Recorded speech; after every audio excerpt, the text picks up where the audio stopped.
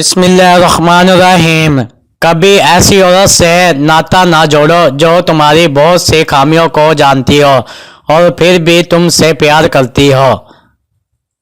عورت کی زندگی میں اولاد مرد کے نصیب سے ہوتی ہے اور مرد کی زندگی میں دولت عورت کے نصیب سے آتی ہے، لیکن عجیب بات ہے، جب دولت نہ ہو تو عورت آنکھ پھیر لیتی ہے اور بے اولاد عورت کا شوہر دوسری شادی کا خواب دیکھنے لگتا ہے۔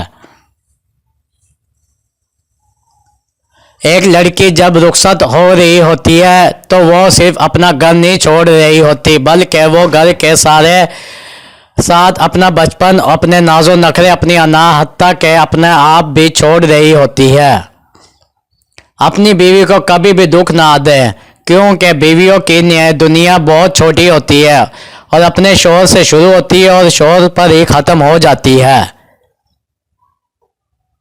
اللہ تعالیٰ نے مرد کو عورت کی پیشانی سے نہیں بنایا کہ وہ عورت حکمرانی کرے، نہ اس کے پاؤں سے پیدا کیا کہ وہ اس کی غلامی کرے، بلکہ اس کی پسلیوں سے پیدا کیا کہ وہ اس کے دل کے قریب ہو۔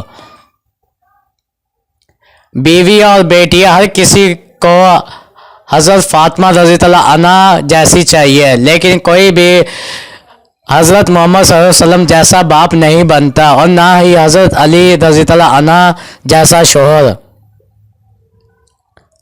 عورت تھی اس لیے غیرت کے نام پر قتل کر دی گئی، ورنہ بے غیرتی کے بڑے بڑے ریکارڈ تو اب بھی ہمارے معاشرے کے مردوں کے نام ہی ہے۔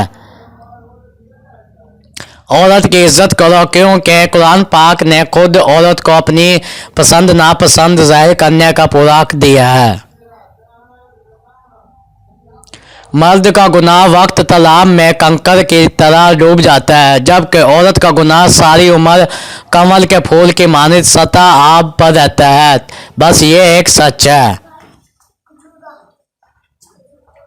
عورت کو عزت کی نگاہ سے دیکھا کرو، تم اس کے ذریعے دنیا میں آئے ہو۔